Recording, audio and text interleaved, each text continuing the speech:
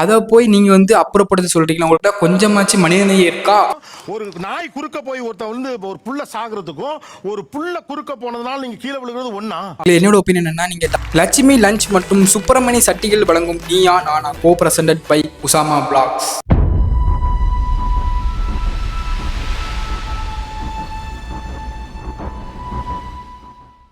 நானாங்கிறதே ஒரு டிபேட்ஸ் தான், ஒரு பேசும் பொருள். ஆனால் சில விஷயங்கள் மட்டும், சில சம்பவங்கள் மட்டும், சில டாபிக் மட்டும் அதை வந்து ஆன்லைன்லேயும் பயங்கரமாக டிபேட் பண்ணுவாங்க.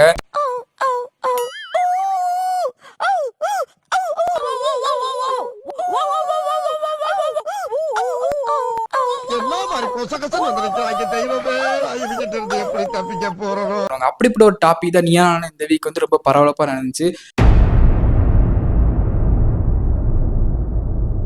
திருநாய்களை எங்களுக்கு வாண்டா, திருநாய்களை வந்து இங்கே குழந்தைகளை வெளியே போக விட மாட்டேங்க, கடிக்குது, நாங்கள் நிம்மதியாக வாக்கிங் போக முடியலன்னு சொல்லிட்டு ஒரு சைடு ஒரு பாயிண்ட் ஆஃப் வியூ மக்களும், திருநாய்கள் ரொம்ப சோ ஸ்வீட்டு, நம்மள்ட்ட வந்து அன்பா ரொம்ப அழகா பழகும், அதை போய் நீங்க வந்து அப்புறப்படுத்த சொல்றீங்களா? உங்கள்கிட்ட கொஞ்சமாச்சு மனிதநேயம் இருக்கா அப்படின்னு நான் கேட்கல. அந்த சைடு கேட்ட ஒரு குரூப் வந்து விவாதம் பண்ணாங்க.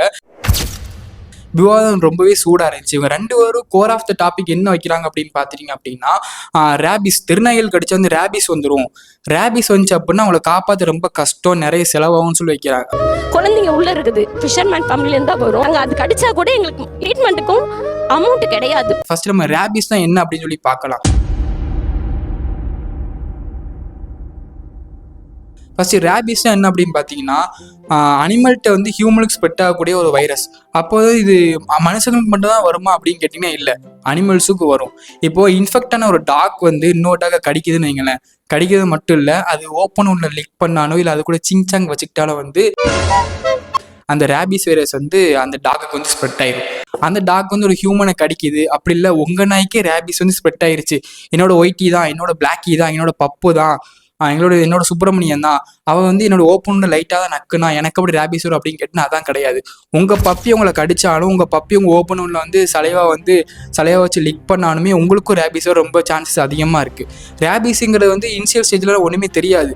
ஃபர்ஸ்ட் நம்ம நார்மல் காய்ச்சல், அதுக்கப்புறம் நம்ம இருமல், தலைவலி மட்டும்தான் இருக்கும். சீரியஸாக இதோட கண்டிஷன் ரொம்ப மோசமாக இருக்கும். ஃபஸ்ட்டு உங்கள் நாய் உங்களை கடித்தாலோ இது மாதிரி ஓப்பன் உள்ள லிக் பண்ணாலும் உங்களுக்கு இந்த காய்ச்சல், இருமல், தலைவலிலாம் ஃபஸ்ட்டு இருந்துச்சு அப்படின்னா நீங்கள் பக்கத்துக்கு கிளினிக் போய் டெஸ்ட் எடுத்து பார்க்குறது நல்லது. அப்படி இல்லாட்டா நீங்களேன் உங்களுக்கு வந்து ஹைட்ரோஃபோபியான்னு சொல்லுவாங்க. ஹைட்ரோஃபோபியா என்னன்னா, தண்ணியை பார்த்து ரொம்ப பயப்பட ஆரம்பிச்சிருங்க, கால்கையெல்லாம் நடுங்க ஆரம்பிச்சிடும். அதுக்கடுத்து ஃபோட்டோஃபோபியான்னு சொல்லுவாங்க, ஃபோட்டோ எடுத்தாலே ஏதோ பூனை பயப்படுற மாதிரி பயந்து ஓடிடுவீங்க. அதுக்கப்புறம் ஹைப்பர் செக்ரேஷன் ஆஃப் சலைவான்னு சொல்லுவாங்க. அப்படின்னா சலைவேஷன் வந்து பயங்கரமாக, எச்சிலாம் பயங்கரமாக வாய் வழியாக ஊற்றி ரொம்ப கோலையெல்லாம் வடிஞ்சு ஒரு மாதிரி ஆயிடுவீங்க. அதுக்கப்புறம் நீங்கள் ட்ரீட்மெண்ட் எடுக்காமல் அப்படி இருந்தீங்க அப்படின்னு வைங்களேன், உங்கள் கை காலெலாம் பேரலைசிஸ் ஆகி கோமா போய் சாவறதுக்கு கூட சான்சஸ் ரொம்ப அதிகமாக இருக்குது. இந்த சைட்லேருந்து ஒரு அக்கா நல்லா சொன்னாங்க, என்ன நாய் கடிச்சா மட்டும்தான் ரேபிஸ் வருதா, மற்ற விலங்குலாம் கடிச்சா ரேபிஸ் வராதா அப்படின்னு கேட்டாங்க. ஆமாம் மக்களே, நாய் கடிச்சா மட்டும் வராது, பூனை கடிச்சாலோ இல்லை குரங்கு கடிச்சாலோ இல்லை வந்து வௌவால் கடிச்சாலோ கூட ரேபிஸ் வரதுக்கு சான்ஸ் அதிகமாக இருக்குது. இல்லை தான் ஒரு பெரிய ப்ராப்ளமே இருக்குது, ஒரு பெரிய ட்விஸ்டே இருக்குது. என்ன அப்படின்னு பார்த்தீங்கன்னா, இந்தியாவில் மட்டும் கிட்டத்தட்ட ஒரு வருஷத்துக்கு 18,000 20,000 பீப்புள்ஸ் வந்து ரேபிஸ் வந்து இறக்குறாங்க. அதில் முக்காவாசி ஆல்மோஸ்ட் ஃபுல்லு 95% 99% வரைக்கும் டாக் கடிச்சதுனால தான் ரேபிஸ் வந்து இறக்குறாங்க. குறிப்பாக வந்து தெருநாய்க்கள் கடிச்சதுனால தான் ரேபிஸ் வந்து இறக்குறாங்க. நான் சொல்ல, WHO சொல்லுது. இதில் இன்னொன்று ரொம்ப சோகத்தக்க விஷயம் என்ன அப்படின்னு பார்த்துட்டிங்கன்னா, முக்கியமாக அது இந்த நாய்கள் கடிக்கிறது யார் அப்படின்னா 15 ஏஜ் கம்மியாக இருக்கிறவங்கள, அதுக்கப்புறம் இந்த டெலிவரி பாய்ஸை, அல்லது வயது முறிந்தவர்களை தான் இந்த நாய் வந்து கடிக்குது. அது மட்டும் இல்லாமல் இந்த கடிபடுற நபர்கள் யாராக இருக்காங்க அப்படின்னு பார்த்தீங்கன்னா, வறுமை கோட்டில் கீழே இருக்கிறவங்க, இல்லை மிடில் கிளாஸ் பீப்புள்ஸ்லாம் வந்து அதிகமாக பாதிக்கப்படுறாங்க. ஸோ அவங்களால அஃபோர்ட் பண்ண முடியாமல், ஹாஸ்பிட்டலுக்கு ஸ்பெண்ட் பண்ண முடியாமல் ஈஸியாக டெத்து ஆயிடுறாங்க. இதுதான் நிதர்சன உண்மை. அதுக்கப்புறம் இந்த சைட்லேருந்து இன்னொரு அக்கா சொன்னாங்க, நீங்கள் தெருநாய்களுக்கு வந்து நீங்கள் சோறு தண்ணி அதெல்லாம் வச்சா வந்து தெருநாய்கள் வந்து ரொம்ப ஸ்வீட்டாக நடந்துக்கூடும், உங்கள்கிட்ட வந்து ரொம்ப பாசமாக இருக்கும் வாழாட்டே சொன்னாங்க.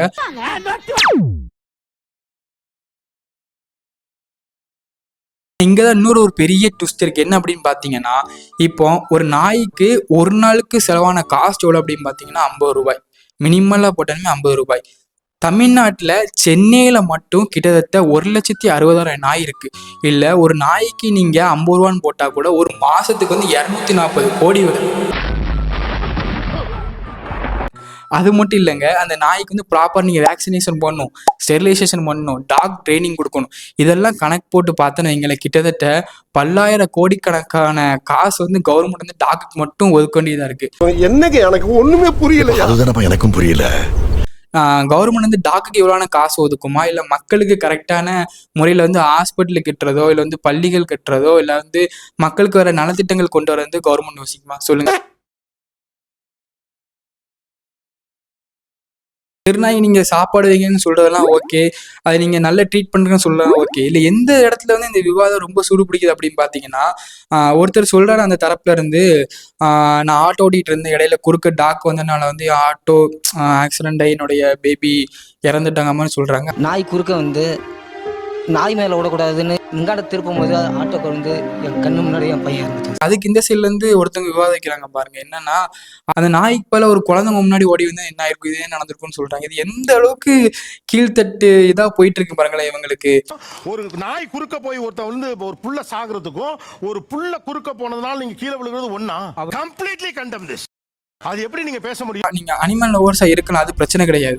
ஆனா அதே மாதிரி ஒரு அனிமலையும் ஒரு ஹியூமன் பீயிங்களோட கம்பேர் பண்ணி ஒருவேளை அது வராட்டா இவங்க வந்திருந்தா கூட உங்க பொண்ணுக்கு இப்படிதான் நடந்திருக்கும்னு சொல்றது வந்து ரொம்ப தப்பு. டாக்ஸ் நல்லதுதான். சில வீட்டில் வந்து டாக் வந்து ஒரு அன்பெய்டு தெரப்பிஸ்டாகவே இருக்கும். அவங்களுடைய அக்காவாக இருக்கும், அவங்களோட அம்மாவாக இருக்கும், அவங்களுடைய அப்பாவாக இருக்கும், அண்ணனாக இருக்கும், தம்பியாக இருக்கும். அவங்களுடைய கூட பிறந்த சகோதரரை ட்ரீட் பண்ணுறத விட டாக்கை மேலே ட்ரீட் பண்ணுவாங்க. அது உங்கள் டாக், உங்கள் வீட்டில் உள்ள டாக். நீங்கள் அந்த டாக் வந்து கரெக்டாக ஸ்டெரிலைசேஷன் பண்ணியிருப்பீங்க, கரெக்டாக ட்ரைனிங் கொடுத்துருப்பீங்க, கரெக்டாக ஃபுட்டு வைப்பீங்க, கரெக்டாக ஷெல்டர் வைப்பீங்க. ஸோ அந்த டாக்கு வெளியே பிடிக்காது, அது வரைக்கும் சேஃபு தான். இதே வந்து ஒரு ஸ்ட்ரீட்டில் உள்ள டாக் வந்து நீ கரெக்டாக ட்ரைனிங் கொடுத்துருப்பீங்கன்னா கொடுத்துருக்க மாட்டீங்க. ஏன்னா ஒரு ட்ரைனிங்கே கிட்டத்தட்ட வந்து 10,000 to 15,000 செலவாகுது. உங்களுக்கே தெரியும் டாக் வளர்க்குறவங்க எல்லாத்துக்குமே. அதுக்கு ஃபுட்டு ஃபீடு கரெக்டாக கிடைக்குமான்னு கிடைக்காது. நீங்கள் ஒரு நாள் போய் ஃபீடு வச்சுட்டு நீங்கள் வீடியோ போடலாம். ஆனால் வந்து டெய்லி அதுக்கு ப்ராப்பராக ஃபீடு வைப்பீங்களா அப்படின்னு கேட்டு ஒரு கேள்வி கொடுது. அப்படி நீங்கள் டெய்லி ப்ராப்பராக ஃபீடு வச்சாலுமே அது கரெக்டாக ஸ்டெரிலைசேஷன் பண்ணுவீங்களான்னு கேட்டிங்க அப்படின்னா அது இன்னொரு கேள்விக்குறி தான். சரி ஓகே, நீங்கள் ஸ்டெரிலைசேஷன் கரெக்டாக பண்ணாலுமே கரெக்டாக வேக்சினேஷன் நீங்கள் இந்த டாக்குக்கு கரெக்டாக ஃபாலோ பண்ணி போடுவீங்களான்னு கேட்டிங்கன்னா அது ஒரு கேள்விக்குறி தான். சரி அப்படி வேக்சினேஷன் நீங்கள் போட்டாலுமே கரெக்டாக அந்த டாக்குக்கு வந்து மெடிக்கல் செக்அப் கூட்டு போவீங்க அப்படின்னு கேட்டிங்கன்னா கேள்விக்குறி. அது எல்லாமே நீங்கள் பண்ணீங்கன்னா ஓகே சூப்பர், இந்த ஸ்ட்ரீட்டும் சூப்பராக இருக்கும், இந்த ஸ்ட்ரீட்டில் டாக்கும் சூப்பராக இருக்கும், அங்கே நடமாடுற ஹியூமன் பீயிங்ஸ்க்கும் ஒன்றாகாது. இப்படி நீங்கள் எல்லாம் பண்ணீங்கன்னா ஓகே தான். இது எதுவுமே பண்ணாத பட்சத்தில் அந்த ஸ்ட்ரீட்டில் அந்த டாக் சுற்றிட்டு இருக்கு, அந்த டாக்குக்கு ரேபிஸ் வருது அப்படின்னா அது ஹியூமன்ஸை கடிக்க தான் செய்யும். அது கவர்மெண்ட் வந்து அந்த டாக் வந்து அப்புறப்படுத்த தான் செய்வாங்க.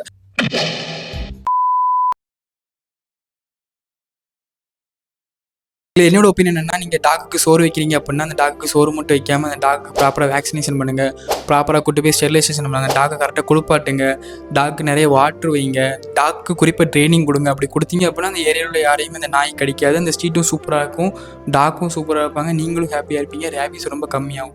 ஒருவேளை இது எதுவுமே உங்களால் பண்ண முடியாது அப்படின்னா தயவு செஞ்சு ஒரு ஸ்ட்ரீட்டில் வந்து டாக்ஸ் நிறைய இருக்குது, குழந்தைங்க வெளியே போக பயமாக இருக்குது, பெரியவர்கள் வெளியே போக பயமாக இருக்குது அப்படின்னு சொல்லி யாராச்சும் கம்ப்ளைண்ட் பண்ணுறாங்கன்றாங்க, அந்த டாக்ஸ் அப்புறப்படுத்த யாராச்சும் வந்தாங்க அப்படின்னா அவங்கள அந்த வேலையை செய்ய விடுங்க. இல்லாட்டா எல்லாத்தையுமே ரொம்ப கஷ்டம், குழந்தைங்களுக்கு சேஃப் கிடையாது. இதே என்னோட கருத்து. உங்களோட கருத்துன்னு சொல்லி கீழே கமெண்ட் பண்ணுங்கள். இன்னொரு வீடியோ சந்திக்கலாம். பாய்.